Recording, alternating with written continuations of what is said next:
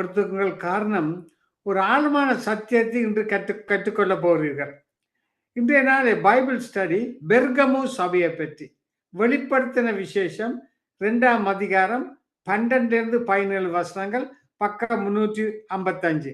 இன்றைய நாளிலே Bible study இது தொடர்ந்து ஒவ்வொரு திங்கட்கிழமையும் இதே நேரத்தில் தொடர்ந்து போய்கொண்டே இருக்கும். ஒரு பைபிள் ஸ்டடியாக அதாவது பாஸ்டர் சீமோன் ஸ்டான்லி செய்து கொடுக்க இருக்கிறார்.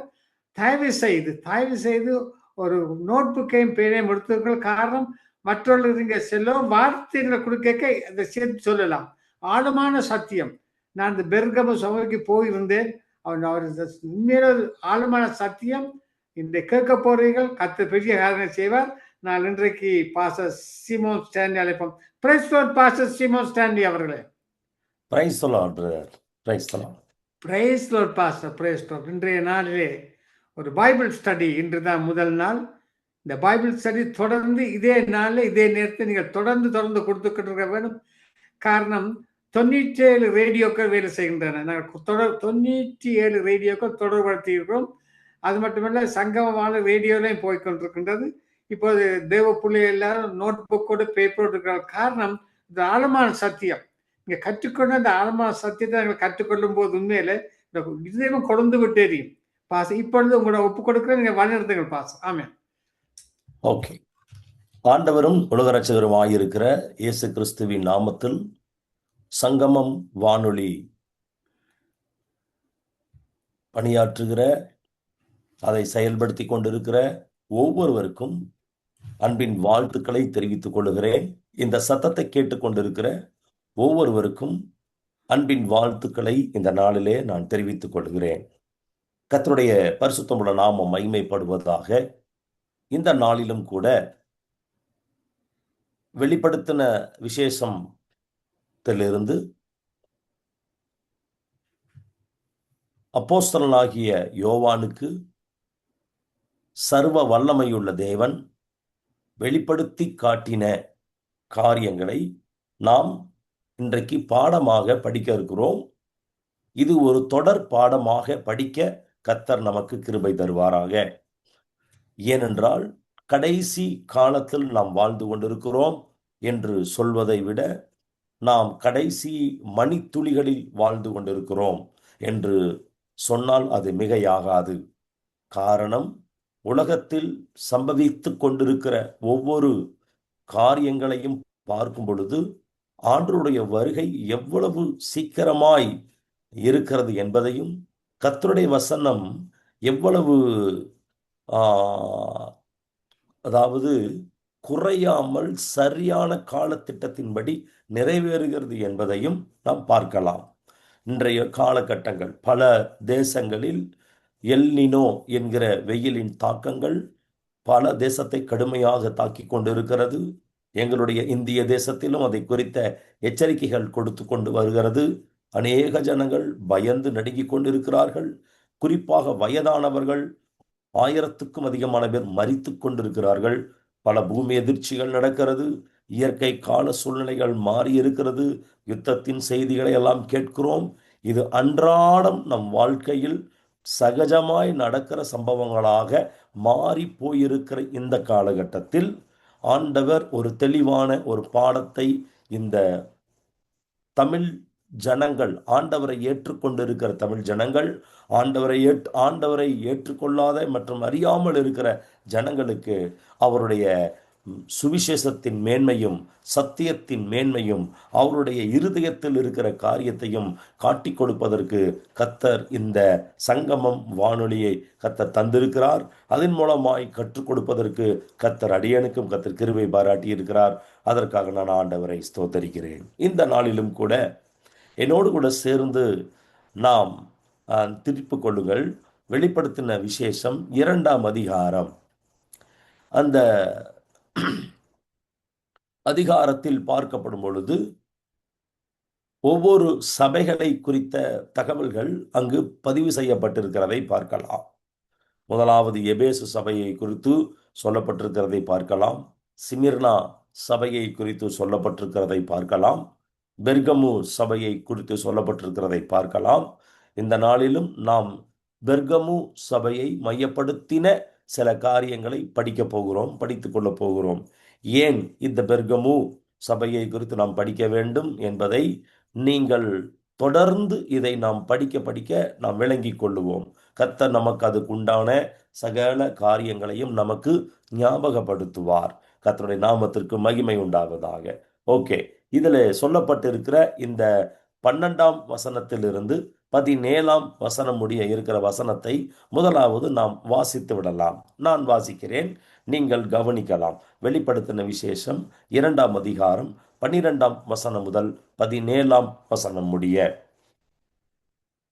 பெர்கமு சபையின் தூதனுக்கு எழுத வேண்டியது என்னவெனில், இருபுறமும் கருக்குள்ள பட்டயத்தை உடையவர் சொல்லுகிறதாவது, உன் கிரியைகளையும் சாத்தானுடைய சிங்காசனம் இருக்கிற இடத்தில் நீ குடியிருக்கிறதையும், நீ என் நாமத்தை பற்றி கொண்டிருக்கிறதையும், சாத்தான் குடிகொண்டிருக்கிற இடத்திலே உங்களுக்குள்ளே எனக்கு உண்மையுள்ள சாட்சியான அந்திப்பா என்பவன் கொல்லப்பட்ட நாட்களிலும் என்னை பற்றும் விசுவாசத்தை நீ மறுதலியாமலும் இருந்ததையும் அறிந்திருக்கிறேன். ஆகிலும் சில காரியங்களை குறித்து உன் பேரில் எனக்கு குறை உண்டு. விக்கிரகங்களுக்கு படைத்தவைகளை புசிப்பதற்கும் வேசித்தனம் பண்ணுவதற்கும் ஏதுவான இடரலை இஸ்ரவேல் புத்திரர் முன்பாக போடும்படி பாலாக் என்பவனுக்கு போதனை செய்த பிலேயாமுடைய போதகத்தை கை கொள்ளுகிறவர்கள் உன்னிடத்தில் உண்டு. அப்படியே நிக்கோலாய் மதஸ்தருடைய போதகத்தை கை கொள்ளுகிறவர்களும் உன்னிடத்தில் உண்டு. அதை நான் வெறுக்கிறேன். நீ மனம் திரும்பு, இல்லாவிட்டால் நான் சீக்கிரமாய் உன்னிடத்தில் வந்து என் வாயின் பட்டயத்தால் அவர்களோட யுத்தம் பண்ணுவேன். ஆவியானவர் சபைகளுக்கு சொல்லுகிறதை காதுள்ளவன் கேட்க கடவன். ஜெயம் கொள்ளுகிறவனுக்கு நான் மறைவான மன்னாவை புசிக்க கொடுத்து அவனுக்கு வெண்மையான குறிக்கல்லையும் அந்த கல்லின் மேல் எழுதப்பட்டதும் அதை பெறுகிறவனே அன்றி வேறொருவரும் அறியக்கூடாததுமாகிய புதிய நாமத்தையும் கொடுப்பேன் என்று எழுது. கர்த்தருடைய நாமத்திற்கு மகிமை உண்டாவதாக. ஒரு நீண்ட ஒரு வேத பகுதியை இந்த நாளிலே நாம் வாசிக்க கேட்டோம். ஆண்டவர் யோவானுக்கு சொல்லுகிற காரியத்தை நாம் கவனிக்க வேண்டும், மிக நன்றாக கவனிக்க வேண்டும். இந்த வெளிப்படுத்தின விசேஷம் 1ஆம் அதிகாரத்தில் மிக முக்கியமான வசனம் 19ஆம் வசனம். ஏன் இந்த 19ஆம் வசனத்தை நாம் பார்க்க வேண்டும் என்று கேட்டால், யோவானுக்கு ஆண்டவர் சொல்லுகிறார், நீ கண்டவைகளையும், அந்த வார்த்தை பாருங்க, கண்டவைகள். இரண்டாவது இருக்கிறவைகளையும், மூன்றாவது இவைகளுக்கு பின்பு சம்பவிப்பைகளையும் எழுது என்று அவர் எழுத சொல்லுகிறார் யோவானை. 3 காரியத்தை எழுத சொல்லுகிறார். கண்டவைகள், இப்பொழுது நீ எதை பார்த்து கொண்டிருக்கிறாயோ, உன் தரிசனத்திலே நீ எவைகளையெல்லாம் கண்டு கொண்டு லிட்டரலா கண்களால் நீ பார்க்கிறாயோ, விஷனா தரிசனமா என்ன பார்க்கிறாயோ அவைகளை எழுது என்று சொல்லுகிறார். அது முதல் அதிகாரம் முழுவதும் அங்கே யோவான் கண்டவைகள் அங்கே எழுதப்பட்டிருக்கிறதை நாம் பார்க்கலாம். கண்டவைகள் முதல் அதிகாரம் முழுவதும். 2 அதிகாரமும் 3ஆம் அதிகாரமும் என்ன சொல்லுகிறது என்றால், இருக்கிறவைகள், அதாவது யோவானுடைய காலத்தில், யோவான் வாழ்ந்த காலத்தில் இருந்தவைகள். நன்றாக கவனிக்கணும். அவர் உயிரோடு இருந்த காலத்தில் என்ன அங்க சபைகள், அந்த 7 சபைகளை குறித்தும் ஆண்டவர் அங்கு சொல்லுகிறார். இருக்கிறவைகள். கர்த்தருடைய நாமத்திற்கு மகிமை உண்டாவதாக. 4ஆம் அதிகாரத்திலிருந்து வெளிப்படுத்தின கடைசி அதிகாரம் வரை என்னவென்று கேட்டால், இனி இவைகளுக்கு பின்பு சம்பவிப்பவைகள் என்று சொல்லப்படுகிறது. அதனால்தான் 4ஆம் அதிகாரம் முதல் வசனத்தை பார்த்தால் இவைகளுக்கு பின்பு என்று எழுதப்பட்டிருக்கிறதை நீங்கள் பார்க்கலாம். 4ஆம் அதிகாரம் முதல் வசனத்தை பாருங்கள், இவைகளுக்கு பின்பு என்று போடப்பட்டிருக்கும். அதனால நாம் இப்பொழுது பார்ப்பது என்னவென்று கேட்டால், இருக்கிறவைகள். யோவானுடைய காலத்தில், யோவான் வாழ்ந்த காலத்தில் என்னவெல்லாம் இருந்ததோ, அவர் என்ன செய்ய வேண்டுமோ, என்ன காரியங்கள் லிட்டரலா அந்த ஆவிக்குரிய உலகத்தில் நடந்து கொண்டு இருந்ததோ, ஆவிக்குரிய சபைகளுக்குள் என்ன காரியங்கள் நடந்து கொண்டிருந்ததோ அவைகளை ஆண்டவர் வெளிப்படுத்தி காட்டுகிறார். இந்த சபைக்கு நீ போய் சொல்லு, இந்த சபைக்கு இந்த சம்பவங்களை போய் நீ சொல்ல வேண்டும் என்று யோவானுக்கு ஆண்டவர் என்ன செய்கிறார்னா, சில காரியங்களை தீர்க்க தரிசனமாக அநேக காரியங்களை காட்டி கொடுக்கிறார். அவைகளை எழுதி இந்த நாளிலே அவர்களுக்கு சொல்லிவிட்டு ஆண்டவர் நமக்கு சொன்னார் பாருங்க, 17ஆம் வசனத்துல, ஆவியானவர் சொல்லுகிறதை சபைகளுக்கு சொல்லுவதை, அந்த வார்த்தை பாருங்க, சபைகளுக்கு என்று வரும். அங்கே பெர்கமு சபைக்கு தான் சொல்லுகிறார். ஆனால் அந்த வசனம் பார்க்கப்படும் பொழுது 2ஆம் அதிகாரம் 17ஆம் வசனம் பாருங்க, சபைகளுக்கு என்று பன்மையில் சொல்லப்பட்டிருக்கிறதை பார்க்கலாம். அப்ப சபைகளுக்கு என்று சொல்லப்படும் பொழுது இந்த பெர்கமு நிலையில் இருக்கக்கூடிய அத்தனை சபைகளுக்கும், உலகளாவிய, உலகம் முழுவதும் இருக்கிற கிறிஸ்துவின் சரீரமாகிய சபைகளுக்கு ஆண்டவர் சொல்லுகிறார். இந்த பெர்கமு சபையை மையப்படுத்தி உலகத்துக்கு ஒரு செய்தியை சொல்லுகிறார். ஓகேங்களா? 7 சபைகளுக்கும் அதே தான். 7 சபைகளை மையப்படுத்தி ஒட்டுமொத்த உலகத்துக்கும், ஒட்டுமொத்த உலகத்தில் இருக்கக்கூடிய கர்த்தருடைய பிள்ளைகளுக்கும் ஸ்பெசிபிக்கா ஆண்டவர் சொல்லுகிறார்.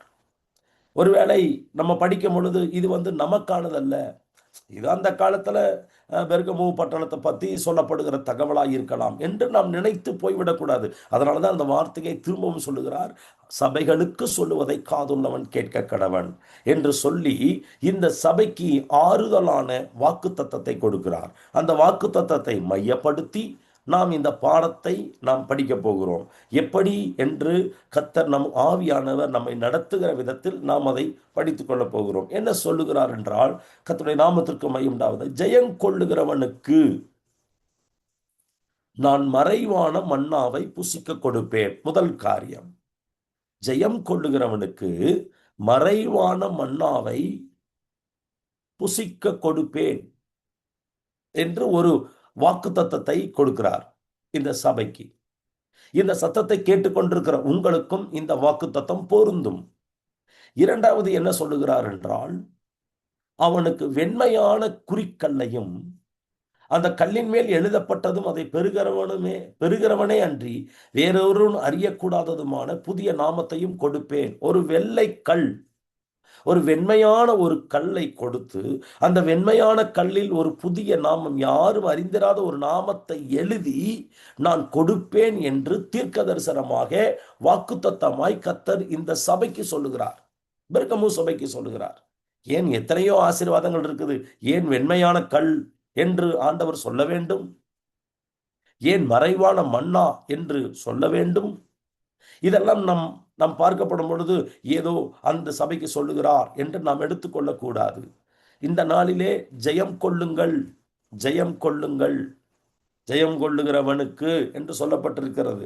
அதனால இந்த ஜெயிக்கிற, ஜெயங்கொள்ளுகிற, வெற்றி பெறுகிற, சாதிக்கிற, ஓடி முடிக்கிற ஒரு ஜெப வீரனுக்கு, ஒரு ஜெப வீராங்கனைக்கு, ஒரு நல்ல குடும்பத்திற்கு, ஒரு நல்ல தலைவனுக்கு ஆண்டவர் வைத்திருக்கிற உன்னதமான மேன்மையான வாக்குத்தத்தத்தை தான் இன்றைக்கு அவர் காட்டி கொடுக்கிறார். மறைவான மன்னா, வெண்மையான கல் என்று சொல்லுகிறார். அதுல ஒரு நாமத்தையும் நான் எழுதி கொடுப்பேன் என்று சொல்லுகிறார். ஓகே, இதை உங்களுடைய சிந்தையில் வைத்துக் கொள்ளுங்கள். அப்ப இந்த சபைக்கு ஆண்டவர் சொல்லுகிற இந்த வார்த்தையினுடைய ஆழம் என்ன என்பதை கொஞ்சம் கொஞ்சமாக படிப்படியாக நம்ம படிக்க போகிறோம். அறிமுகமாக இந்த பட்டணத்தினுடைய ஒரு அறிமுகத்தை நான் உங்களுக்கு சொல்ல விரும்புகிறேன். பெர்கமு என்று சொல்லப்படும் பொழுது இது இந்த 2ஆம் அதிகாரத்தில் சொல்லப்பட்டிருக்கிற 3வது சபை ஆகும். பெர்கமு, பெர்கமு என்றால் கலப்பு திருமணம் என்று பொருள். பெர்கமு என்றால் கலப்பு திருமணம். இரண்டாவதாக பெர்கமு என்று சொல்லப்படும் பொழுது சாத்தானுடைய இருப்பிடம், சாத்தானுடைய இருப்பிடம் என்று சொல்லப்படுகிறது. சாத்தானுடைய சிங்காசனம் இருக்கிற இடம், சாத்தானுடைய சிங்காசனம் இருக்கிற இடம் இந்த பெர்கமு. இந்த பெர்கமுவிலே ஜிஎஸ் என்ன சொல்லப்படுகிற ஒரு மிகப்பெரிய ஒரு பலிபீடம் இருக்கிறது. அந்த தேசத்தை ஆண்டு கொண்டிருந்த, அந்த பட்டணத்தை ஆண்டு கொண்டிருந்த தலைவனுக்கு ஒரு ஆராதனை செய்வார்கள். அவனையே சிலையாக வைத்து அவனை வணங்க வேண்டும் என்கிற ஒரு சட்டம் அந்த பெர்கமு பட்டணத்தில் இருந்தது. அது ஜிஎஸ் என்ன சொல்லப்படுகிற ஒரு மிகப்பெரிய ஒரு விக்கிரக கோவில் ஒன்று இருந்தது. இரண்டாவது, பெர்கமு என்று சொன்னால் கோவில்களின் பட்டணம் என்று சொல்லுவார்கள். இன்னும் இந்த பெர்கமு பட்டணத்தை குறித்து சொல்ல வேண்டுமானால் சர்ப்பத்தின் பட்டணம் என்று சொல்வார்கள், வலு சர்ப்பத்தின் பட்டணம் என்று சொல்லுவார்கள். ஏனென்றால் அவ்வளவு அதனோட சரித்திரத்தை எல்லாம் நம்ம படிக்க போறோம். கொஞ்சம் கொஞ்சமா ஒவ்வொன்றா படிக்க போறோம். சொல்லுகிற ஒவ்வொரு வார்த்தையிலும் ஒவ்வொரு தலைப்பு, அந்த தலைப்புக்குள் இருக்கிறவைகளை நாம் ஒவ்வொரு வாரமாக நம்ம அதை பாடமாக நம்ம படிக்க போகிறோம். ஏனென்றால் இன்றைய காலகட்டத்திற்கு இது நமக்கு தேவையான அவசியமான காரியமாய் இருக்கிறபடியினால் இந்த காரியத்தை உங்கள் மத்தியில் வைப்பதற்கு நான் மிகவும் மகிழ்ச்சி அடைகிறேன். இந்த பெர்கமு சபையை குறித்து நாம் பார்க்கிறோம். அநேக காரியங்களை கர்த்தர் நமக்கு கற்றுக் கொடுத்து கொண்டு வருகிறார். இந்த பெர்கமு சபையில இரண்டாவது இந்த சபையை குறித்த சில காரியங்கள் சொல்லப்பட்டிருக்கிறது. இந்த பெர்கமு சபையை குறித்து ஒரு சில காரியங்கள், அந்த சபையில என்னென்ன சம்பவங்கள் நடந்திருக்கிறது, என்னென்ன சம்பவங்கள் நடைபெற போகிறது, எல்லா காரியத்தையும் ஆண்டவர் மிக தெளிவாக இந்த சபைக்கு சொல்லி இருக்கிறதை நாம் பார்க்க போகிறோம். ஒவ்வொன்றாக நான் உங்களுக்கு காட்டிக் கொடுக்க விரும்புகிறேன். இதை நீங்கள் தெளிவாக கற்றுக்கொள்ள கர்த்தர் உங்களுக்கு கிருபை தருவாராக. இந்த சபையானது, இந்த பெர்கமு சபையை குறித்து கர்த்தர் சொல்லும் பொழுது இது இந்த சபையினுடைய காலம், இந்த சபையினுடைய வரிசை, இந்த சபையில காணப்படுகிற நிலைமை, இந்த சபையிலே காணப்பட்ட உபதேச கோளாறுகள், இந்த சபையிலே காணப்பட்ட தவறுகள் எல்லாவற்றையும் ஆண்டவராகிய கர்த்தர் தெளிவாக யோவானுக்கு வெளிப்படுத்தி சொல்லுகிறார். இந்த சம்பவம் அந்த சபைக்கு மாத்திரம் என்று நாம் எடுத்துக்கொள்ளக்கூடாது. இந்த சம்பவமானது நாம் வாழ்ந்து கொண்டிருக்கிற இந்த காலத்தில் நடைபெற்று கொண்டு இருக்கிறதாய் காணப்படுகிறது. ஓகே, இந்த பட்டணத்தை குறித்து நமக்கு ஒரு அறிமுகமாக நாம் ஒரு சில காரியங்களை நாம் கற்றுக்கொள்ள கர்த்தர் இந்த நாளிலே நமக்கு உதவி செய்வாராக. முதலாவதாக நாம் இந்த பட்டணத்தை குறித்து பார்க்கப்படும் பொழுது நாம் பார்த்தோம், இந்த பட்டணம் சாத்தானுடைய இருப்பிடம், இரண்டாவது சாத்தானுடைய சிங்காசனம் என்று சொல்லப்பட்டிருக்கிறது. இந்த வெளிப்படுத்தின விசேஷம் 2ஆம் அதிகாரம் 13ஆம் வசனத்தை பாருங்கள். உன் கிரியைகளையும் சாத்தானுடைய சிங்காசனம் இருக்கிற இடத்தில் நீ குடியிருக்கிறதையும் என்று போடப்பட்டிருக்கிறதை பார்க்கலாம். சாத்தானுடைய சிங்காசனம் குடியிருக்கிற இடத்தில் இந்த பட்டணம் அமைந்திருக்கிறது. நான் சில படங்களை நான் அனுப்பியிருக்கிறேன். ஒருவேளை உங்களுக்கு நீங்கள் உங்கள் ஸ்கிரீன்ல தெரிகிறது பாருங்க, அந்த பெர்கமு என்று சொல்லப்படுகிற அதை பாருங்க, அதில் சொல்லப்பட்டிருக்கிற காரியங்களை நீங்கள் பார்க்கலாம்.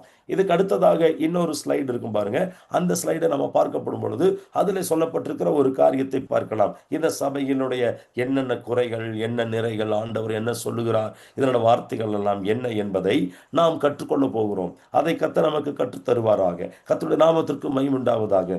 ஒவ்வொன்றாக வரக்கூடிய நாட்களில் நம்ம பார்க்க போகிறோம். இன்றைக்கு முக்கியமாக 2 காரியத்தை உங்களுடைய சிந்தையில் வைத்து நான் இந்த பாடத்தை தொடர விரும்புகிறேன். ஏனென்றால் எதற்காக நாம் இதை படிக்க வேண்டும் என்பதை முதலாவது நாம் தெரிந்து கொள்ள வேண்டும். முதலாவது, கர்த்தர் இந்த சபைக்கு கொடுக்கப்படுகிற ஒரு வாக்குத்தத்தத்தை நாம் பார்த்து விடலாம். பொதுவாகவே ஏன் நம்ம ஆரம்பத்திலிருந்து வராம ஏன் கடைசியிலிருந்து போறோம்னா, நாம் இந்த வாக்குத்தத்தத்தை நம்முடைய சிந்தையில் வைத்துக்கொண்டு இந்த பாடத்தை படித்தால்தான் நமக்கு அது விளங்கும், நமக்கு அது புரியும். இல்லை என்றால் இது ஏதோ ஒரு சம்பவத்தை சொல்லுகிறார் என்று நாம் எடுத்துக்கொள்ளுவோம். நன்றை கவனிச்சு பாருங்க, ஆண்டவர் சொல்லுகிறார், இந்த ஜெயம் கொள்ளுகிற ஒரு அனுபவம் மனிதனுக்கு, ஜெயம் கொள்ளுகிற ஒரு சபைக்கு, ஜெயம் கொள்ளுகிற ஒரு குடும்பம் என்று சொல்லப்படுகிறது. ஆண்டவர் சொல்லுகிறார், ஜெயிக்க வேண்டும், ஜெயம் கொள்ள வேண்டும் என்பது ஒரு மிகப்பெரிய ஆண்டவருடைய பாரமாயிருக்கிறது. ஓகே, அப்போ இந்த பெர்கமு என்று சொல்லப்படும் பொழுது இன்னொரு அர்த்தம் சொல்லப்படுகிறது. வெண்மை, வெள்ளை என்கிற ஒரு அர்த்தம் சொல்லப்படுகிறது. வெள்ளை, வெண்மை என்கிற ஒரு அர்த்தம் சொல்லப்படுகிறதை நாம் பார்க்கலாம். கர்த்தருடைய நாமத்திற்கு மகிமை உண்டாவதாக. பெர்கமு என்று சொல்லப்படும் பொழுது ஒரு வெண்மையான ஒரு வெள்ளை, ஒரு வெண்மை, ஒரு சுத்தமான என்கிற வெண்மை என்கிற ஒரு வார்த்தை பயன்படுத்தப்படுகிறது. ஏன் இந்த வார்த்தை பயன்படுத்தப்படுகிறது என்றால், நீங்கள் அந்த பட்டணத்துக்கு போவீர்களானால், பெர்கமு அந்த துருக்கியில் இருக்கக்கூடிய ஒரு மிகப்பெரிய பட்டணமாய் இருந்த பட்டணம் இப்பொழுது ஒரு குறைந்த ஒரு சின்ன குக்கிராமமாக இருக்கிறது என்று சொல்லுகிறார்கள். அது மலை மேல் அமர்ந்திருக்கிற ஒரு பட்டணமாக இருக்கிறது என்று சொல்லுகிறார்கள். அந்த பட்டணமானது எப்படிப்பட்டதாக இருக்கிறது என்பதை நாம் கொஞ்சம் பார்க்கலாம். ஏன் இந்த வார்த்தையை அவர்களுக்கு சொல்ல வேண்டும், ஏன் இந்த வார்த்தையை மையப்படுத்தி ஒரு தீர்க்க தரிசன வார்த்தை வர வேண்டும், நமக்கு ஏன் அது பொருந்த வேண்டும் என்பதையும் நாம் பார்க்க போகிறோம். ஏனென்று கேட்டால், இந்த பட்டணம் வெண்மை, வெண்மை என்று சொல்லப்படும் பொழுது அதுல அந்த பட்டணத்துல நீங்க போய் பார்த்தால் அநேக காரியங்கள், சிலது பிரபல்யமாய் இருக்கிறதை நாம் பார்க்கலாம். ஒவ்வொரு பட்டணத்துக்கும் ஒவ்வொரு காரியங்கள் பிரபலமாக இருக்கும். இந்த பட்டணத்துல பாருங்க, வானளாவிய கோபுரங்கள் இருக்கும், சில உயர்ந்த கோபுரங்கள் இருக்கும். அந்த கோபுரங்களை பார்த்தோம்னா வெண்மையான கற்கள் பதிக்கப்பட்ட கோபுரங்களாயிருக்கும், கட்டடங்களாயிருக்கும். அங்கே அவர்கள் வெண்மையான கற்களுக்கு முக்கியத்துவம் கொடுப்பார்கள். வெண்மையான கற்களுக்கு அவர்கள் முக்கியத்துவம் கொடுப்பார்கள். கர்த்தருடைய நாமத்திற்கு மகிமை உண்டாவதாக. இந்த வெண்மையான கற்கள் நிறைந்த கோவில்களை பார்க்கலாம், கட்டடங்களை பார்க்கலாம். உயர்ந்து நிற்கிற எல்லா விதமான எந்த காரியமாக இருந்தாலும் வெண்மை நிற கற்கள் அங்கு மிகவும் பிரபல்யமாயிருக்கும், மிகவும் பிரபல்யம். அந்த பட்டணத்துல எங்க போனாலும் பார்க்கலாம். அந்த பட்டணத்தினுடைய சில காரியங்களை நாம் கவனிக்கும் பொழுது கர்த்தர் அந்த காரியங்கள் எல்லாத்தையும் நமக்கு கற்றுக் கொடுப்பார். ஓகேவா? அப்போ இந்த வெண்மை என்கிற அனுபவம், வெண்மை என்கிறது அவர்களுடைய இரத்தத்தில் கலந்தது, கலாச்சாரத்தில் கலந்தது, அவர்கள் உணர்வோடு கலந்தது ஒரு வெண்மை என்கிற ஒரு அனுபவம். அதனால இந்த வெண்மைக்கு ரொம்ப முக்கியத்துவம் கொடுப்பாங்க. சில இப்பொழுது அங்கே மசூதிகள் இருக்கிறது என்று சொல்லுகிறார்கள். எந்த இடத்துல சில இடத்துல பல மண்ணில் புதைக்கப்பட்டிருக்கிற புதைபொருளாய் சில காரியங்கள் இருக்குது என்று சொல்லுகிறார்கள். ஆனால் அங்கே பார்க்கப்படும் பொழுது, தற்காலத்தில் பார்க்கப்படும் பொழுது கூட அந்த மசூதி கூட வெண்மை நிற கற்களால், அது விலையேற பெற்ற கற்களால் கட்டப்பட்டு இருக்கிற கட்டடங்களை தற்போதும் போய் பார்க்கலாம். அதை பார்த்து வந்திருக்கிற பிரதர் மகேந்திரன் அவர்கள் நம் மத்தியில் இருக்கிறார்கள். அவர்கள் அதை பார்த்து இருக்கிறார்கள். அதனால அந்த பட்டணத்துல விசேஷமானது என்னவென்றால் வெண்மையான கல். வெண்மையான கல் அவர்கள் சில முக்கியமான காரியங்களுக்கு அவைகளை பயன்படுத்தி இருக்கிறார்கள். கர்த்தருடைய நாமத்திற்கு மகிமை உண்டாவதாக. அதனாலதான் 2 காரியத்தை ஆண்டவர் இந்த சபைக்கு வாக்குத்தத்தமாக, தீர்க்க தரிசனமாக, ஆறுதலின் வார்த்தையாக தருகிறார். அதனால் அதில் முதலாவது அவர் காட்டி கொடுக்கிற வசனம் என்னவென்றால் மறைவான மன்னா. எழுதி கொள்ளுங்கள், மறைவான மன்னா. இந்த மறைவான மன்னாவை நான் கொடுப்பேன். அந்த வார்த்தை கர்த்தர் சொல்லுகிறார், மறைவான மன்னாவை நான் புசிக்க கொடுப்பேன் என்று சொல்லுகிறார். மன்னா என்றால் நமக்கு தெரியும், மன்னா.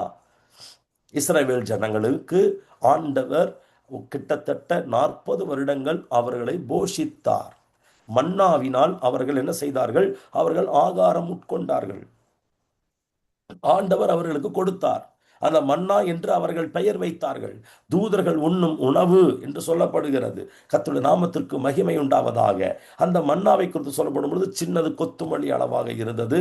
அது ஒரு நல்ல ருசியுள்ள பணியாரத்தை போல் இருந்தது என்று சொன்னார்கள். ஆனால் காலப்போக்கில் சொன்னார்கள், இந்த மன்னா எங்களுக்கு வேண்டாம், எங்களுக்கு வெறுப்பாய் இருக்கிறது, கசப்பாய் இருக்கிறது என்று சொன்னார்கள். ஓகே, இது அந்த மன்னாவை குறித்து சொல்லப்படுகிறது. ஆனால் ஆண்டவர் அந்த மன்னாவை அவர்கள் கண்களால் பார்த்தார்கள். அந்த மன்னாவை அவர்கள் சாப்பிட்டார்கள். ஆனால் ஆண்டவர் இந்த வெளிப்படுத்தின விஷயத்தை சொல்ல, நான் மறைவான மன்னாவை கொடுப்பேன். மறைவான மன்னா. அந்த மறைவான மன்னா என்று சொல்லப்படும் பொழுது அதில் ஒரு சில காரியங்கள் இருக்கிறதை நாம் பார்க்கலாம். யோவான் 6ஆம் அதிகாரம் 49ஆம் வசனத்திலிருந்து 51ஆம் வசனம் முடிய நீங்கள் பார்ப்பீர் என்று சொன்னால் அது ஒரு திருவிருந்தின் அடையாளம் என்று சொல்லப்படுகிறது. அந்த சம்பவங்களை வேதத்தில் நீங்கள் படித்து பாருங்கள். யோவான் 6ஆம் அதிகாரம் 49லிருந்து 51 முடிய, லூக்கா 22ஆம் அதிகாரத்தில் சொல்லப்பட்டிருக்கிற அந்த ஆண்டவராய் இயேசு கிறிஸ்து சொன்ன அந்த திருவிருந்தின் அடையாளத்தை நீங்கள் பாருங்கள். அதுதான் மறைவாய் வைக்கப்பட்டிருக்கிற மன்னாவுக்கு அடையாளம். கம்யூனியன், மறைவான மன்னா. அது ஜெயங்கொண்டு பரலோகத்திற்கு வரும் பொழுது அவர்களுக்கு அங்கே கொடுக்கப்படுகிற ஒரு கம்யூனியன், மறைவான மன்னா. அது முதல் காரியம். 2வது, இந்த மறைவான மன்னா என்று சொல்லப்படுவது என்னவென்றால் ஆண்டவராகிய இயேசு கிறிஸ்துவை குறிக்கிறது. ஆண்டவராகிய இயேசு கிறிஸ்துவுக்கு அடையாளமாக மன்னா, நானே வானத்திலிருந்து வந்த ஜீவ அப்பம், நானே அப்பம் என்று சொல்லுகிறார். அதற்கு அடையாளமாகத்தான் மன்னா பழைய ஏற்பாட்டின் காலத்திலே ஆண்டவருடைய வருகையை குறிக்கும்படியாக இஸ்ரவேல் ஜனங்களுக்கு மன்னா கொடுக்கப்பட்டது. அந்த மன்னா என்பது ஆண்டவராய் இயேசு கிறிஸ்துவை லிட்டரலாக குறிக்கிறதை நாம் பார்க்கிறோம். ஓகே, அது அது மன்னா, மறைவான மன்னா என்பது இப்பொழுது அவர் பரிசுத்தாவியானுடைய கட்டுப்பாட்டுக்குள் சபை இருக்கிறது. நாமும் பரிசுத்தாவியானுடைய கட்டுப்பாட்டுக்குள் இருக்கிறோம். இன்றைக்கு அவர் பிதாவினுடைய சிங்காசனத்தினுடைய வலது பார்சத்தில் அவர் இருக்கிறார். கர்த்தருடைய நாமத்திற்கு மகிமை உண்டாவதாக. மூன்றாவது, இந்த மறைவான மன்னா என்று சொல்லப்படும் பொழுது கர்த்தருடைய நாமத்திற்கு மகிமை உண்டாவதாக. நன்றாக கவனியுங்கள். மூன்றாவது, இந்த மன்னாவை குறித்து சொல்லப்படும் பொழுது அங்கே பழைய ஏற்பாட்டின் காலத்தில் பார்க்கப்படும் பொழுது மன்னா அவர்களுக்கு கொடுக்கப்பட்டது. அந்த மன்னாவை அவர்கள் சாப்பிட்டார்கள். ஆண்டவர் சொன்னார், அந்த ஒரு நாள் அந்த மன்னாவை சரியான அளவு எடுக்க வேண்டும். அந்த மன்னாவை சரியான நேரத்தில் அவர்கள் புசிக்க வேண்டும். இல்லை என்றால் அந்த மன்னா கெட்டுவிடும். அந்த மன்னா புழுத்து விடும். அது சாப்பிடுவதற்கு தகுதியற்றதாகிவிடும். அப்பொழுது என்ன நடக்கிறது என்றால், அதே மன்னாவை ஆண்டவர் என்ன பண்ணுகிறார், ஒரு உடன்படிக்கை பெட்டி அங்கே ஆசரிப்பு கூடாரம், அந்த ஆசரிப்பு கூடாரத்தில் வைக்கிற ஒரு உடன்படிக்கை பெட்டி செய்யப்படுகிறது. அந்த உடன்படிக்கை பெட்டிக்குள்ளாக 3 விதமான காரியங்கள் இருக்கிறதை நாம் பார்க்கிறோம். ஒன்று, மன்னா வைக்கப்பட்டிருக்கிற பொற்பாத்திரம். 2வது, ஆரோனுடைய துளிர்த்த கோல். 3வது, ஆண்டவருடைய கற்பனைகள். அது அந்த பெட்டியில் வைக்கப்பட்டிருக்கிறது. அந்த பெட்டியில் உள்ளே வைக்கப்பட்டதை யாராலும் பார்க்க முடியாது. அது மறைவாய் வைக்கப்பட்டிருக்கிற மன்னா. அந்த உடன்படிக்கை பெட்டிக்குள் வைக்கப்பட்டிருக்கிற மறைவான மன்னா.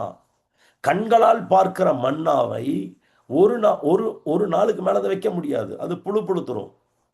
ஆனால் இந்த மறைவான அந்த மன்னாவை எடுத்து உடன்படிக்கை பெட்டிக்குள் வைத்து அது மறைக்கப்படும் பொழுது அது எத்தனை காலமானாலும் அது மன்னா கெட்டு போகாமல் அது எப்படி இருக்குமாம், அது ஜீவனோடு இருக்குமாம்.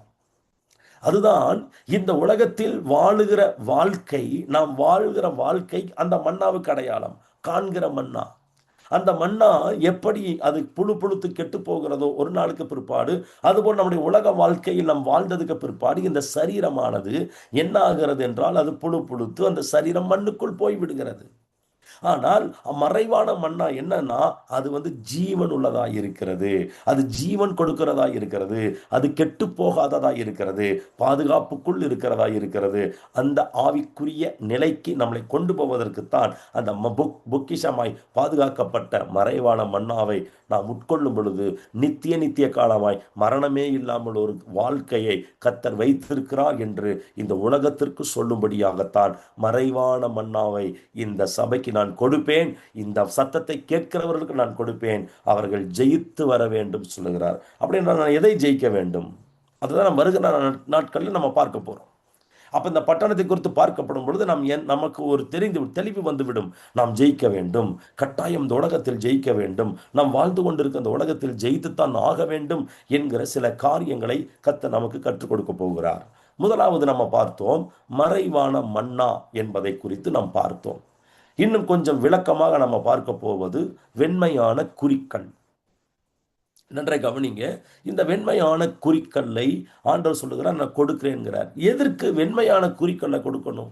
எத்தனையோ அனுபவங்கள் இருக்கும் பொழுது ஏன் இந்த குறிக்கல்லை கொடுக்க வேண்டும்?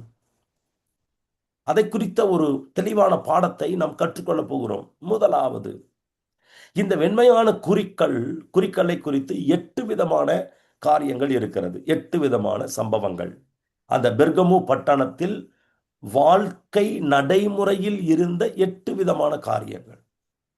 அந்த பெர்கமு சபை இருந்த காலகட்டத்தில், அந்த பெர்கமு பட்டணத்தில் இருந்த ஆட்சியாளர்கள், அந்த சபை, அந்த மக்கள் வாழ்ந்து கொண்டிருந்த பொழுது அவருடைய வாழ்க்கையின் நடைமுறையில் பயன்படுத்தின சில காரியங்கள் எதை மையப்படுத்தி இருந்ததுன்னா, வெண்மையான கல்லை மையப்படுத்தியே அவருடைய பிரதானமான வாழ்க்கை முறை இருந்தது. வெண்மையான கல். அதில் வெண்மையான கல்லை குறித்து 8 விதமான காரியங்கள் அங்கே அவர்கள் வாழ்க்கை முறையோடு கூட இருந்ததை சரித்திர வல்லுநர்கள், வரலாற்று ஆய்வாளர்கள் அதை உறுதிப்படுத்துகிறார்கள். அந்த அவர்களுடைய வழக்கம், அவர்களுடைய பழக்கம், அவர்கள் இரத்தத்தில் ஊறி போயிருக்கிற, அவர்களுடைய வாழ்க்கையோடு ஒன்றி இருக்கிற காரியத்தை மையப்படுத்தியே சொல்லுகிறார். இது மனிதனால் உண்டாக்கப்பட்டு கொடுக்கப்படுகிற ஒரு காரியம். அதை நான் கொடுக்கிறேன். ஆண்டவர் சொல்ற, நான் உங்களுக்கு கொடுக்கிறேன்.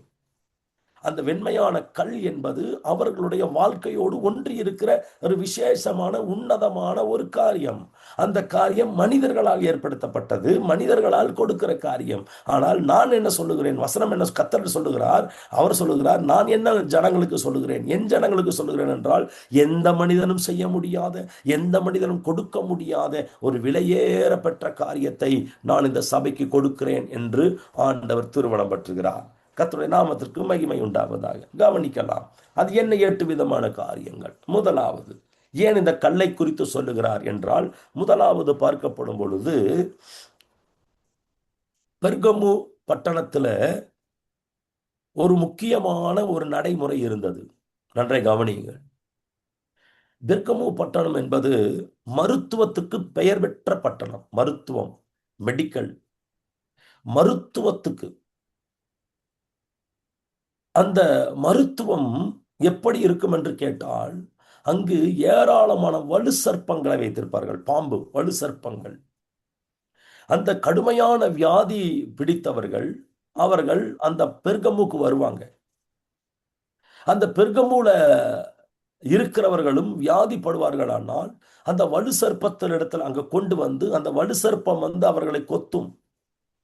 அந்த வலு சர்ப்பம் கொற்றும் பொழுது அவர்களுக்கு சுகம் அடைகிறது என்று அவர்கள் நம்பினார்கள்.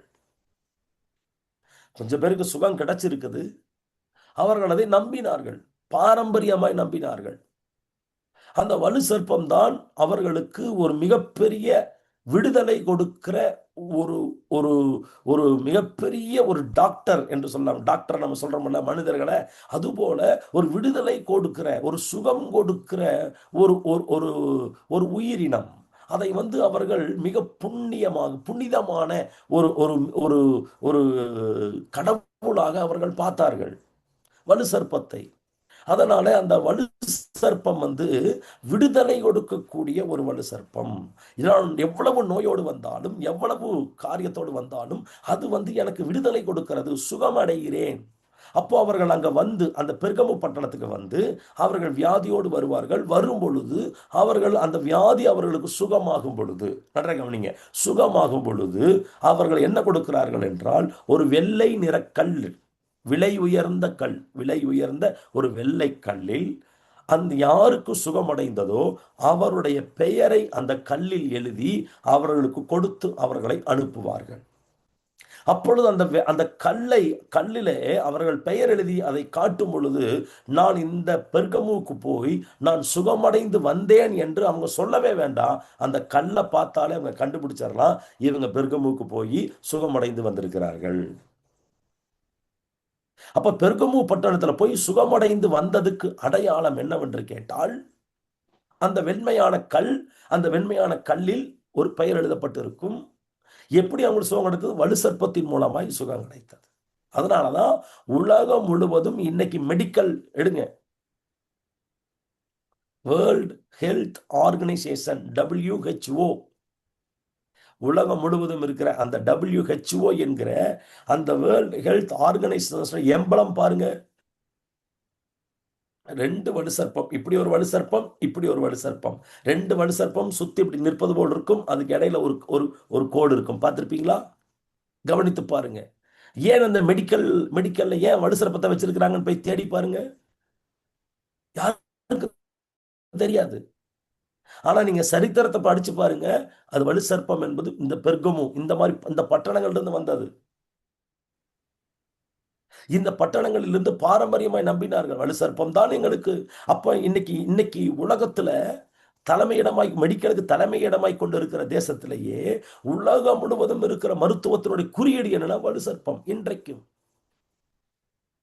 இன்றைக்கும் அப்போ ஆண்டவர் என்ன சொல்றாருன்னா, வலு சர்ப்பத்தினால் விடுதலை கிடைக்கிற அந்த விடுதலையை நான் உங்களுக்கு கொடுக்கவில்லை, ஜெயங்கொண்டு வருகிறவனுக்கு நான் என்ன கொடுக்கிறேன் என்றால் விடுதலை கொடுக்கிறேன். எப்படி கொடுக்கிறேன் என்றால், பரலோகத்தில் இருக்கிற ஒரு கல்லிலே நானே என்ன செய்கிறேன், மறைவான மன்னாவை கொடுத்து அவனை சுகமாக்கி அவனுக்கு ஒரு வெண்மையான கல்லை கொடுத்து அதிலே ஒரு பெயர் எழுதி கொடுக்கிறேன். வலு சர்ப்பம் இந்த உலகத்தினுடைய ஹீலர் கிடையாது, நான் தான் சுகமளிக்கிறவர் என்பதை உலகத்துக்கு சொல்லும்படியான ஒரு செய்தியை தான்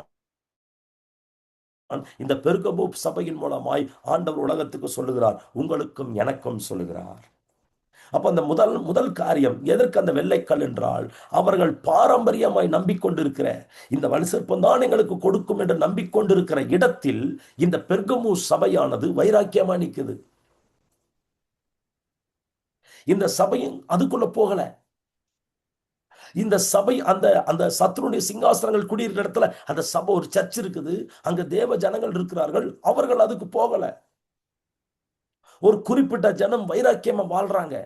அப்ப அந்த குறிப்பிட்ட ஜனத்துக்கு சொல்றாரு, நீ வைராக்கியம் பாராட்டுகிறதினால், நீ அந்த வல்லமைகளுக்குள் நீ போகாமல் கர்த்தரை தெய்வமாய் கொண்டிருக்கிறபடியினால், நான் உனக்கு இந்த உலகம் மனிதர்கள் கொடுக்கிற வெண்மையான கல்லை கொடுக்கவில்லை, பரலோகத்தில் இருக்கிற விலையேற பெற்ற கல்லினால் நான் கொடுக்கிறேன். நான் தான் உலகத்தை சுமந்து தீர்த்த தேவ ஆட்டுக்குட்டி, அநேகருடைய பாவத்தை சுமந்தவர் நான் தான் சுகமளிக்கிறவர், நான் தான் யெகோவா, நான் தான் யெகோவா ஷம்மா, நான் தான் யெகோவா ஈரே, நான் தான் யெகோவா நிசி என்கிற கர்த்தர், அந்த யெகோவா ஷாலோமாய் ஆண்டவர் இருக்கிறார் என்பதை காட்டும்படிதான் முதலாவது ஒரு வெள்ளைக்கல் அங்கு அவர் கொடுக்கப்படுகிறது.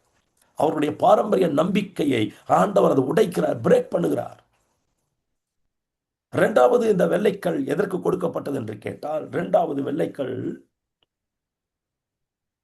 அந்த பெர்கமு பட்டணத்துல ஏழை ஜனங்கள் இருப்பார்கள். ஏழை ஜனங்கள் மிகவும் பின்தங்கிய நிலையில் இருப்பார்கள், வறுமை கோட்டுக்கு கீழாக இருக்கிறவர்கள் பல இடங்களில் இருப்பார்கள். வறுமை கோட்டுக்கு ஏழை ஜனங்கள், அந்த ஏழை ஜனங்களை எல்லாம் கண்டுபிடிப்பார்கள். அந்த அந்த வறுமையில் இருக்கிறவர்களுக்கு என்ன பண்ணுவார்களாமா, அவர்களை கண்டுபிடித்து அவங்க கையில் என்ன பண்ணுவாங்க, அவங்களுடைய பெயரை எழுதுவாங்க. எழுதி அவங்க கைகளில் ஒரு வெள்ளை கல்லை கொடுப்பாங்க. ஒரு வெள்ளை கல்லை கொடுத்து அவங்க கையிலையும் பெயர் இருக்கும், அந்த வெள்ளை கல்லிலும் அவர்களுடைய பெயர் இருக்கும். அந்த அந்த கையிலையும் பெயர் இருக்கும், அவருடைய அவங்களுக்கு கொடுக்கப்படுகிற வெள்ளை கல் ஒன்று கொடுப்பாங்க. ஏழை ஜனங்களுக்கு, வறுமை கோட்டுக்கு கீழ் வாழுகிற, சாப்பாட்டுக்கே வழி இல்லாம மிகவும் கஷ்டப்பட்டு கொண்டு இருக்கிற அவர்களுக்கு அந்த கல் கொடுக்கப்படும். எதற்கு தெரியுமா? எதற்கு தெரியுமா? தமிழ்நாட்டில் இருக்க ரேஷன், ரேஷன், அந்த ரேஷன் என்று சொல்லப்படுகிற அந்த மளிகை, அந்த குறைந்த அரசாங்கம் வறுமை கோட்டுக்கு கீழ் இருக்கிறவர்களுக்கு இலவசமாய் அரிசி கொடுக்கும், இலவசமாய் சர்க்கரை கொடுக்கும், இலவசமாய் எண்ணெய் கொடுக்கும், இலவசமாய் கோதுமை, இலவசமாய் அவர்கள் பருப்பு வகைகளை அரசாங்கம் இன்றைக்கும் தமிழ்நாட்டில் கொடுத்து கொண்டிருக்கிறது. அதற்கு ஒரு கார்டு கொடுக்கப்பட்டிருக்கிறது, அதுக்கு ரேஷன் கார்டு என்று சொல்வார்கள். அந்த கார்டை பயன்படுத்தி அவர்கள் இலவசமாய் வாங்கி கொள்ளலாம். இன்றைக்கு தமிழ்நாட்டில் அந்த முறை, இந்தியாவில் அந்த முறை இருக்கிறது.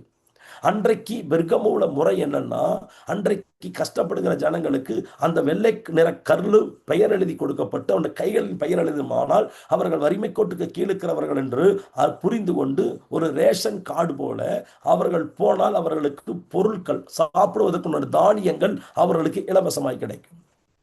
அப்படின்னு என்ன அர்த்தம்னா, இந்த வெள்ளைக்கல் எதை கொடுக்கிறது என்றால், நாங்கள் உங்களை போஷிக்கிறோம், உங்களுக்கு நாங்கள் ஆகாரத்தை தருகிறோம், உங்கள் தேவைகள் சந்திக்கப்படும் என்கிற ஒரு நம்பிக்கையை பெர்கமுவில் விதைத்திருந்தார்கள். அந்த நிலையில் ஒரு சபை இருக்கிறது. இந்த கல்லை வைத்துக்கொண்டு பெயர் எழுதி கொண்டு இருக்கிற தேவையை சந்திப்பதை விட நாங்கள் சர்வவல்ல தேவனை நோக்கி இருப்போம் என்று ஆண்டவருக்காக வைராக்கியம் பாராட்டி கொண்டிருந்த அந்த பெர்கமு பட்டணத்தாரை ஆண்டவர் பார்த்து சொல்லுகிறார், நான் உங்களுக்கு ஒரு வெண்மையான கல்லை கொடுத்து ஒரு பெயர் எழுதி கொடுக்கிறேன். அந்த கல்லை பெற்றுக்கொள்ளுகிறவனுக்கு ஒரு நிரந்தரமான தேவைகளை சந்திக்கிற யெகோவா ஈரேவாயிருந்து நான் நடத்துவேன். நான் ஒரு யெகோவா ஈரே, நான் உங்கள் தேவைகளை சந்திப்பேன். மனிதன் தேவைகளை சந்திக்கிறதல்ல, அது ஒரு சாதாரணமான காரியம். ஆனால் நான் நிரந்தரமாய் உங்களை சந்திப்பேன் என்கிற ஆண்டவர் தேவைகளை சந்திக்கிறவராய் இருக்கிறார். இந்த சத்தத்தை கேட்டுக்கொண்டிருக்கிற உங்களுக்கும் ஆண்டவர் சொல்லுகிறார், உங்களுக்கு சுகம் கொடுக்கிறவராயும் இருக்கிறார். இரண்டாவது, உங்கள் தேவைகளை எல்லாவற்றையும் சந்திக்கிறவர் ஆண்டவர்தான் என்பதை உறுதிப்படுத்தும்படியாக அந்த வெள்ளை கல்லை இந்த பெர்கமு பட்டணத்துக்கு அடையாளமாய் நான் கொடுக்கிறேன் என்று கர்த்தர் சொல்லுகிறார். அப்ப என்னன்னா, முதலாவது அவனுடைய அந்த வியாதியை சுகமாக்குகிற வல்லமையை கர்த்தர் உடைக்கிறார். இரண்டாவது, நாங்கள் தான் ஜனங்களை போஷிக்கிறோம் என்று சொல்லுகிற அந்த பெருமையை கர்த்தர் உடைக்கிறார். மூன்றாவது இந்த கல் எதற்கு கொடுக்கப்பட்டிருக்கிறது என்றால், மூன்றாவது இந்த கல், ஒரு குற்றவாளி குற்றம் செய்வானால் அந்த குற்றவாளி அவன் நீதிமன்றத்துக்கு கொண்டு வரப்படுகிறான். அவன் நீதிமன்றத்துக்கு கொண்டு வரப்படும் பொழுது அவன் நியாயம் விசாரிக்கப்படுகிறான். அப்ப நியாயம் விசாரிக்கப்படும் பொழுது அவன் குற்றவாளியா அல்லது அவன் நிரபராதியா என்று அந்த நியாயாதிபதி தீர்ப்பு கொடுக்கிறார். குற்றவாளி என்று தீர்ப்பு அவனுக்கு வருமானால் அவன் கையிலே கருப்பு நிற கல்லை கொடுத்து அந்த கல்லில் அவன் பெயர் எழுதி அவன் கையில் கொடுத்து அனுப்புவார்கள். அந்த கல்லை அவன் வெளியே கொண்டு வந்து அவன் கையை நீட்டி அந்த கருப்பு கல்லை காட்டினால் அந்த சமுதாயத்தில் இவன் ஒரு குற்றவாளி, சமூகத்தினுடைய குற்றவாளி, இவன் தண்டனைக்குரியவன் என்று அர்த்தம். அவன் சொல்லவே வேண்டாம், அந்த கல்லை காட்டினாலே போது அவன் ஒரு குற்றவாளி. ஆனால் அதே நீதிமன்றத்திலே ஒருவன் விடுதலையாகிறான், நிரபராதியாக விடுதலையாகிறான் என்றால் அவனுடைய பெயர் ஒரு வெண்மையான விலையேற பெற்ற ஒரு கல்லிலே அவனுடைய பெயரை எழுதி கொடுத்து அவன் கொண்டு வருவானால் அவனுக்கு என்ன அடையாளம் தெரியுமா? அது அவன் விடுதலையாக்கப்பட்டிருக்கிறான். அந்த கல் என்பது அரசாங்கத்தினுடைய முத்திரையாக பயன்படுத்தப்பட்டது. அரசாங்கத்தினுடைய விலையேற பெற்ற இடத்துல அந்த வெண்மை கல், அதனாலதான் இன்றைக்கும் பெருகமுல போன அந்த வெண்மை கல் அவங்களுடைய ஒரு உயர்ந்த ஒரு இடத்தை காட்டுகிறதா இருக்கும். எங்க பாருங்க அந்த வெண்மை கல் அவங்களுடைய பெருமையா அவங்களுடைய அடையாளத்தை காட்டுற மாதிரி பட்டணத்துல வச்சிருப்பாங்க. ஏன் வச்சிருப்பாங்கன்னு கேட்டு பாருங்க, அவங்களுக்கு தெரியாது. ஆனால் இன்றைக்கு கர்த்தர் நமக்கு கற்றுக் கொடுக்கிறார். என்ன கற்றுக் கொடுக்கிறார்? கர்த்தருடைய நாமத்திற்கு மகிமை உண்டாவதாக. அந்த கல் தான் அவன் அந்த குற்றவாளி நிற்கும் பொழுது, எனக்கு அந்த வெள்ளக்கல் கிடைச்சதுன்னா போதும், நான் நிரபராதி ஆகிடுவேன், எனக்கு அந்த வெள்ளக்கல் கிடைச்சதுன்னா போதும், நான் தண்டனையில் தப்பிச்சிருவேன், அவன் நினைத்து கொண்டிருப்பான். ஆண்டவர் சொல்லுகிறார், அந்த மனிதர்கள் கொடுக்கிற வெண்மையான கல் உனக்கு சாதாரணமான விடுதலைக்கு இந்த பூமியிலிருந்து நீ விடுதலை விட்டு விடலாம். ஆனால் நீ உலகத்தில் ஒட்டுமொத்த உலகத்தினுடைய எல்லா காரியத்திலிருந்தும் நீ விடுதலை பெற்றுக் கொள்வதற்கு உனக்கு விலையேற பெற்ற கல் கொடுக்கப்படுகிறது. அதற்கு நீ ஜெயிக்க வேண்டும், உலகத்தை ஜெயிக்க வேண்டும். அந்த பெர்கமு பட்டணத்தில் காணப்படுகிற அருவருப்புகளை ஜெயிக்க வேண்டும்.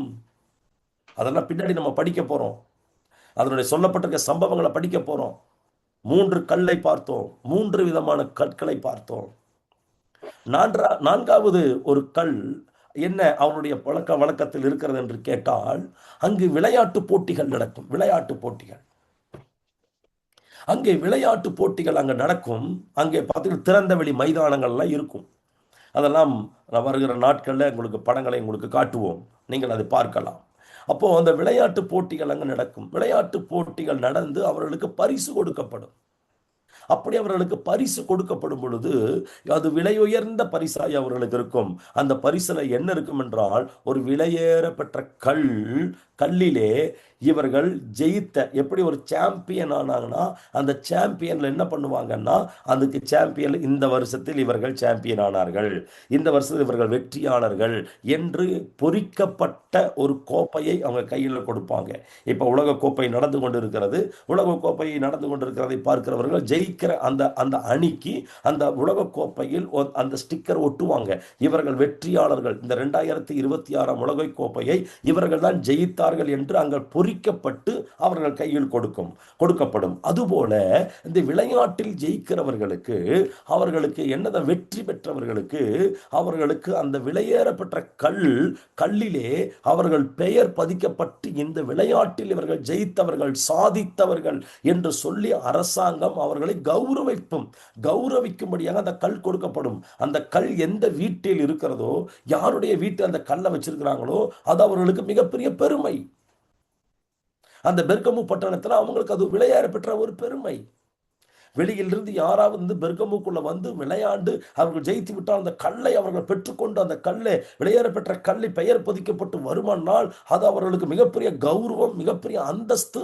அந்த கல்லை வைத்து அவர்கள் அநேக ஆசீர்வாதங்களை, நன்மைகளை பெற்றுக்கொள்வதற்கு அது அவர்களுக்கு ஏதுவாய் இருக்கும். அந்த விலையேற பெற்ற கல் அந்த அரசாங்கம் அவர்களுக்கு கொடுக்கும். கர்த்தருடைய நாமத்திற்கு மகிமை உண்டாவதாக. வெற்றி பெற்றவர்களினுடைய அடையாளம். ஆண்டவர் சொல்லுகிறார், நான் உனக்கு வெண்மையான கல்லை கொடுக்கிறேன் பெர்கமு சபையே, என்ன தெரியுமா, நீ இந்த பட்டணத்துல ஜெயிக்கிறவங்களுக்கு, வெற்றி பெற்றவங்களுக்கு ஒரு கல் கொடுக்குறாங்கல்ல, அந்த கல்லை நீ பார்க்காத. அதை விட மேலான ஒரு கல் ஒன்று உண்டு, மனிதர்களால் செய்யப்படாத, பரலோகத்திலே செய்யப்பட்ட, பரலோகத்தில் தேவனால் வடிவமைக்கப்பட்ட, பரலோகத்தில் சர்வ வல்லவருடைய கட்டுப்பாட்டுக்குள் இருக்கக்கூடிய ஒரு விலையேறப்பட்ட கல்லிலே உன்னுடைய பெயரை எழுதி, அந்த பெயரை நீ வெற்றி பெற்றவன், நீ சாதித்தவன், நீ ஓடி முடித்தவன் என்று சொல்லி பெயர் எழுதி உனக்கு அங்கீகாரம் கொடுத்து உன்னை நான் கனப்படுத்துகிறேன் என்று ஆண்டவர் சொல்லுகிறார். ஆண்டவர் சொல்லுகிறார். 4 விதமான கல்லினுடைய பழக்க வழக்கங்களை பார்த்தோம். 5வது அந்த கல்லினுடைய பழக்க வழக்கம் என்ன தெரியுமா? அந்த வெள்ளை கல்லினுடைய பழக்க வழக்கம் 5வது சொல்லப்படுகிறது. வேலை தேடி செல்வார்கள். வேலைக்காக போவான். அரசாங்க வேலை வேணும், அந்த அரசாங்க வேலையில சேரணும், முக்கியமான வேலைகள்ல நம்ம சேரணும் என்று விரும்புவார்கள், வேலைக்கு வருவார்கள். ஏனென்றால் பெர்கமு பட்டணத்திலே உலகத்திலே 2வது தலை சிறந்த நூலகம் இருந்தது. பெர்கமுவில் கிட்டத்தட்ட 2 லட்சத்துக்கும் அதிகமான புத்தகங்கள் அந்த நூலகத்தில் இருந்ததாக சொல்லப்படுகிறது. பெர்கமுவிலே பெரிய நூலகம். அந்த நூலகம் ஆட்டு தோளிலே எழுதப்பட்ட அந்த தோல் சுருள்கள் அந்த பெர்கமுவில் இருந்தது. அப்போ அந்த அது அந்த அவ்வளவு அங்க படித்தவர்கள், அவ்வளவு காரியங்கள் அந்த பெர்கமுவில் இருந்தது. அதனால வேலை நிமித்தமாக வேலை தேடி அநேகர் வருவார்கள். அப்படி வேலை தேடி வரும் பொழுது அவர்களுக்கு அங்க வேலை கொடுப்பதற்கு அவர்கள் இன்டர்வியூ வைத்து, அந்த இன்டர்வியூல அவர்கள் செலக்ட் ஆனா அவங்களுக்கு ஒரு அப்பாயின்மெண்ட் ஆர்டர் கொடுப்பாங்க. நீ செலக்டடு, ஒரு கம்பெனியில் நீ வேலை செய்து கொள்ளலாம் என்று அவர்களுக்கு என்ன செய்யப்படும்? அவர்களுக்கு அங்கே ஒரு அப்பாயின்மெண்ட் ஆர்டர் கொடுக்கப்படும். அப்பாயின்மெண்ட் ஆர்டர் கொடுக்கப்பட்டது மாத்திரமல்ல, அவர்களுக்கு ஒரு ஐடென்டி கார்டு கொடுக்கப்படும். பார்த்துருக்கீங்களா? ஒரு கம்பெனியில் வேலை செய்கிறாங்கன்னா அவங்களுக்கு ஒரு ஐடென்டி கார்டு கழுத்தில் மாட்டிக்குவாங்க. ஒரு கார்டு இருக்கும். அவங்க அந்த கார்டில் அவங்க பெயர் இருக்கும், அவர்கள் வயது இருக்கும், அவர்கள் அட்ரஸ் இருக்கும், அவர்கள் கம்பெனி வேலை செய்கிற எந்த கம்பெனி என்கிற அந்த கம்பெனி பெயர் இருக்கும், அவர் என்னவாக வேலை செய்கிறார் என்பதும் முழு தகவல்களும் அந்த ஐடென்டி கார்டில் இருக்கும். அவர்களுக்கு அது கொடுக்கப்படும். அந்த கம்பெனியில் வேலை செய்கிறவர்களுக்கு அரசாங்கத்தின் வேலையாக இருக்கலாம், பிரைவேட் வேலையாக இருக்கலாம், பள்ளிக்கூடத்தில் படிக்கிற பிள்ளைகளாக இருக்கலாம், எல்லாருக்கும் வந்து ஐடென்டி கார்டு கொடுக்கப்படுகிறதை பார்க்கலாம். ஒரு வேலைக்கு போனால், வேலைக்கு போகும் பொழுது, அப்படி அந்த பெர்கமு பட்டணத்தில் வேலைக்கு போகும் பொழுது அவர்களுக்கு வேலை சேர்ந்து உனக்கு வேலை கொடுத்திருக்கிறோம், நீ அப்பாயின்மெண்ட் ஆகிவிட்டாய் என்பதற்கு அடையாளமாக அவர்கள் அந்த வெள்ளை நிற கற்களை அதில் அவர் பெயர் எழுதி யூ ஆர் அப்பாயிண்டட் என்கிற அடையாளமாக அந்த கல்லை கொடுத்து அனுப்புவார்கள். அவன் அந்த வெள்ளைக்கல்லை பெற்றுக்கொண்டு வந்து விட்டால், நான் இந்த பெர்கமு பட்டணத்தில் அரசாங்க வேலையில் நான் சேர்ந்து விட்டேன், இந்த பெர்கமு பட்டணத்தில் வேலை எனக்கு கிடைத்து விட்டது என்பதற்கு அடையாளம் என்னவென்றால் அந்த கல்லை அவன் காட்டினால் போதும். அந்த கல்லை அவன் காட்டினால் போதும். அந்த கல்லை காட்டும் பொழுது அவனுக்கு அது தெரிந்துவிடும். இதனுடைய ஆவிக்குரிய அர்த்தம் என்ன? இது ஆவிக்குரிய அர்த்தம் என்ன சொல்லுகிறார்? ஆண்டவர் சொல்லுகிறார், உனக்கு வேலையை தந்தாயிற்று. நமக்கு கர்த்தர் மிகப்பெரிய வேலையை கொடுத்திருக்கிறார். நாம் கர்த்தர் எனக்கு கொடுத்திருக்கப்பட்டிருக்க மிகப்பெரிய உன்னதமான வேலையில் நான் இருக்கிறேன் என்பதற்கு அடையாளமாகத்தான் அந்த வெண்மை நிற கல்லை நான் அந்த சபைக்கு கொடுக்கிறேங்கிறார். இந்த சத்தத்தை கேட்டுக்கொண்டிருக்கிற உங்களுக்கும் கர்த்தர் சொல்றாரு, யூ ஆர் அப்பாயிண்டட். அப்போஸ்தலனாகிய பவுல் சொல்லுகிறார், கிறிஸ்து இயேசுவினால் நான் எதற்காக பிடிக்கப்பட்டேனோ அதை நான் பிடித்துக் கொள்ளும்படி ஆசையாய் தொடருகிறேன் சொல்லுவார். கிறிஸ்து இயேசுவினால் நான் பிடிக்கப்பட்டேன் அப்படின்னா நான் அப்பாயிண்டட். நான் பிடித்த ஊழியத்தை நான் செய்யவில்லை, நான் பிடிக்கப்பட்டிருக்கிற ஊழியத்தை செய்கிறேன். சங்கமம் வானொலி ஒரு பிடித்த வானொலி இல்லை, கிறிஸ்து இயேசுவினால் பிடிக்கப்பட்ட ஒரு வானொலி. கிறிஸ்து இயேசுவினால் நான் பிடிக்கப்பட்டிருக்கிறேன். அதனால நான் ஐ எம் அப்பாயிண்டட். அதான் சொல்ல, அந்த கல் உலகம் கொடுக்கிற கல், பெர்கமு கொடுக்கிற கல் உனக்கு சாதாரணமான இந்த பூமியில் இருக்கிற வரைக்கும் உனக்கு கொடுக்கப்பட்டிருக்கிற ஒரு சாதாரணமான கல். ஆனால் ஆண்டவர் சொல்லுகிறார், யூ ஆர் அப்பாயிண்டட். பரலோக கவர்மெண்டால நீ அப்பாயின்மெண்ட் பண்ணப்பட்டிருக்கிறாய். நீ எதற்கும் பயப்பட வேண்டாம். அதற்கான ஒரு கல் உனக்கு வைக்கப்பட்டிருக்குது. You are appointed. ஜெயம் கொண்டு வா, உலகத்தை ஜெயித்து வா, உன் கண் முன் காணப்படுகிற அருவருப்புகளை நீ ஜெயித்து வா. You are appointed.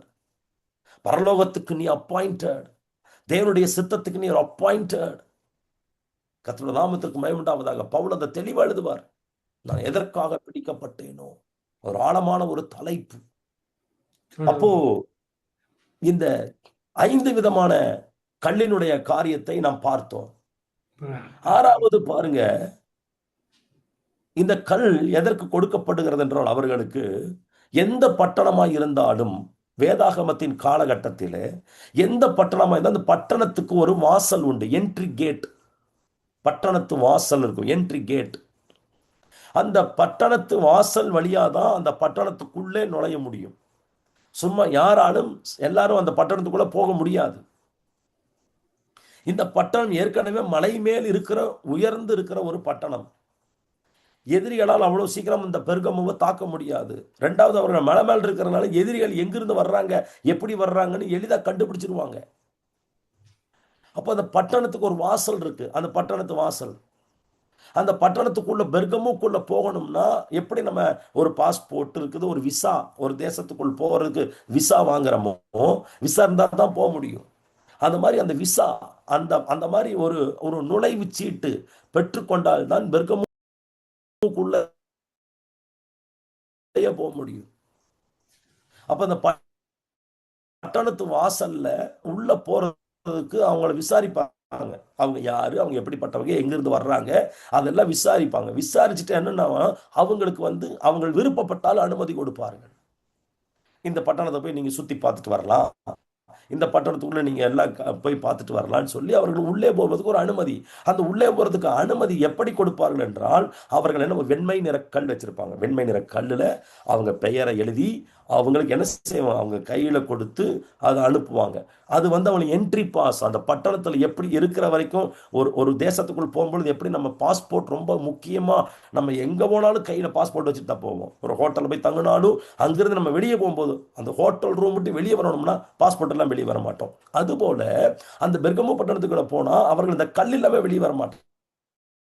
யாராவது பிடித்து நீங்க யார் என்று கேட்டால் அந்த கல்லை காட்டுவாங்க. காட்டும் பொழுது, ஓ, நான் வெளியில் இருந்து நான் வந்திருக்கிறேன் என்பதற்கு அடையாளம் அந்த கல். அந்த கல் அவர்களுக்கு கொடுக்கப்படும். அந்த கல்லை அவர்கள் வைத்துக்கொண்டு அது என்ட்ரி பாஸ், உள்ளே நுழைய அனுமதி சீட்டு மாதிரி அந்த கல்லை வச்சுக்குவாங்க. ஆண்டவர் சொல்றாரு, ஆவிக்குரிய அர்த்தம் என்ன தெரியுமா? என்டர் த சிட்டி. அது ஒரு டோக்கன் சிஸ்டம் மாதிரி வச்சிருக்கிறாங்க.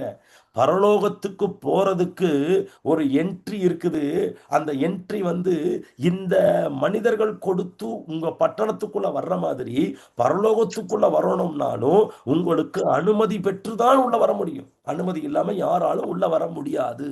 அதற்கு நான் ஒரு வெண்மையான கல் கொடுத்து அந்த கல்லிலே ஒரு புதிய நாமத்தையும் நான் எழுதி கொடுக்கப்படும் பொழுது, அந்த யாரும் அறிந்திராத ஒரு நாமத்தை கொடுக்கிறேன். ஒரு வெள்ளை கல்லை நான் கொடுக்கும் பொழுது நீ அதை பெற்றுக்கொண்டால் உன்னை யாரும் எந்த கேள்வியும் கேட்க மாட்டார்கள். நீ நேரடியாக பரலோகத்துக்குள்ளே வருவதற்கு உனக்கு ஒரு வாய்ப்பு உண்டு. அதுதான் நான் சொல்ற வெண்மை நிறக்கல், ஜெயம் கொள்ளுகிறவனுக்கு. இந்த பட்டணத்துல சாதாரணமா போறவனுக்கெல்லாம் கொடுப்பாங்க. ஆனா ஆண்டவர் சொல்றாரு, நான் அப்படி கொடுக்க மாட்டேன். ஜெயிக்கிறவனுக்கு நான் அந்த கல்லை கொடுப்பேன். ஜெயம் கொள்ளுகிறவன். ஓகே பாஸ், அடுத்த கர்த்தருடைய நாமத்திற்கு மகிமை உண்டாவதாக. ஓகே பிரதர், ஒரு காரியம் சொல்றீங்க, நான் கேட்டுக்கிற விரும்புறேன். அடுத்த திங்கட்கிழமை தொடரும் பாஸ்டர். ஓகே ஓகே, கர்த்தருடைய நாமத்திற்கு மகிமை உண்டாவதாக. இப்போ இந்த பெர்கமு பட்டணத்தில் சொல்லப்பட்ட இந்த வெண்மை நிற கல்லை குறித்தும் மறைவான மன்னாவை குறித்தும் இன்றைக்கு அறிமுகமாக நாம் இந்த காரியங்களை நாம் பார்த்திருக்கிறோம். 8 விதமான காரியத்தில் 6 விதமான காரியங்களை பார்த்திருக்கிறோம். மீதம் இருக்கக்கூடிய காரியத்தை நாம் வருகிற வாரம் செவ்வாய்க்கிழமை இதே காலையில் இந்த காரியத்தை கவனிக்க கர்த்தர் நமக்கு கிருபை தருவாராக. ஒரே ஒரு ரீகேப் மாத்திரம் பண்ணிக்கிறேன், 1 நிமிடம் மாத்திரம் எடுத்துக்கொள்கிறேன். ஏன் இந்த வேத பாடம், ஏன் இந்த பாடத்தை கர்த்தர் உங்களுக்கு கொடுக்கிறார் என்றால், பெர்கமு பட்டணம் சந்தித்த சவால்களை நீங்கள் சந்தித்துக் கொண்டிருக்கிறீர்கள். சாத்தானுடைய சிங்காசனம் குடியிருக்கிற இடத்தில் நீங்கள் குடியிருந்து கொண்டிருக்கிறீர்கள். பல போராட்டங்களை சகித்துக் கொண்டிருக்கிறீர்கள். போராட்டங்களை சகிக்கிற உங்களுக்கு ஆறுதலின் வார்த்தையை கர்த்தர் கொடுக்கிறார். ஏன் இந்த ஆறுதல் வார்த்தை? எப்படி நான் ஜெயிக்க வேண்டும், எதை வைத்து நான் ஜெயிக்க வேண்டும் என்பதை தொடர்ந்து நம்ம பார்க்க போகிறோம். சத்துருடைய தாக்குதலை குறித்து படிக்க போகிறோம். அது எப்படி நம்ம வாழ்க்கையை உடைக்கிறது என்பதை பார்க்க போகிறோம். எப்படி ஜெயிக்கிறோம் என்பதையும் பார்க்க போகிறோம். கர்த்தர் நம்முடைய கண்களை திறப்பாராக. கண்களை மூடி ஒரு விஷயம் நாம் ஜெபிப்போமா? நல்ல ஆண்டவரே, ஆசீர்வதிக்கப்பட்டதான் இந்த நல்ல காலை நேரத்துக்காய் உமக்கு ஸ்தோத்திரம். இந்த காலை நேரத்திலும் இந்த நாளில் எங்கள் மத்தியில் பேசின நல்வார்த்தைகளுக்காக நன்றி. நாங்கள் ஆண்டவரே ஏதோ ஒரு சம்பவத்தை தெரிந்து கொண்டோம் என்று அல்ல, சத்தியத்தை தெரிந்து கொண்டோம் என்கிற ஒரு தெளிவிலே நாங்கள் நிற்க எங்களுக்கு உதவி செய்யும். இந்த உலகத்தில் நாங்கள் கைவிடப்பட்டவர்கள் அல்ல என்பதையும், எங்களுக்காக பரலோகம் திறந்திருக்கிறது என்பதையும், நாங்கள் ஜெயமெடுத்து வர வேண்டும் என்பதை குறித்தும் எங்களுக்கு கற்றுக் கொடுத்து வருகிற மாபெரும் தயவுக்காக நன்றி. இந்த சங்கமம் வானொலி ஆண்டவர் இந்த சத்தத்தை கேட்டுக்கொண்டிருக்கிற ஒவ்வொருவருக்காகவும் நன்றி செலுத்துகிறேன். இனிமேல் கேட்கிற இருக்கிற ஒவ்வொருவருக்காகவும் நன்றி செலுத்துகிறேன். காத்து பலப்படுத்தி ஆசீர்வதியும். இரட்சகர் இயேசுவின் நாமத்தில் ஜெபிக்கிறோம் எங்கள் ஜீவனுள்ள நல்ல பிதாவே.